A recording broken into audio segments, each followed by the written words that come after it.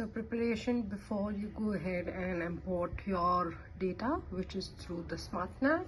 First you'll have to go to file and say intraoperative data that you would want to import.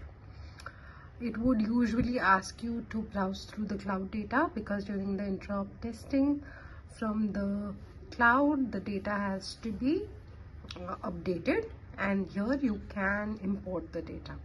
After you click on browse cloud data, you would have to put in your credentials. However, I have put in my credentials already, so it's not giving you that option. It says have you downloaded, so we have already downloaded the data here, otherwise the new data would be available here. So after we say open, it says preparing to download the data and checking which patient is there. So this was the recipient who had got surgery done recently, so we would want to select this one and this patient and say create new patient.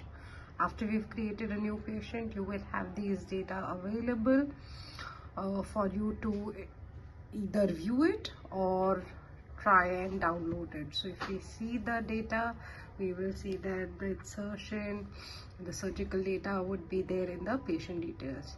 The general patient details are here and the surgical details will be added here.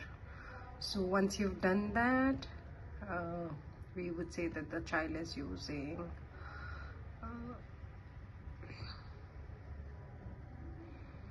hearing aid on the other side.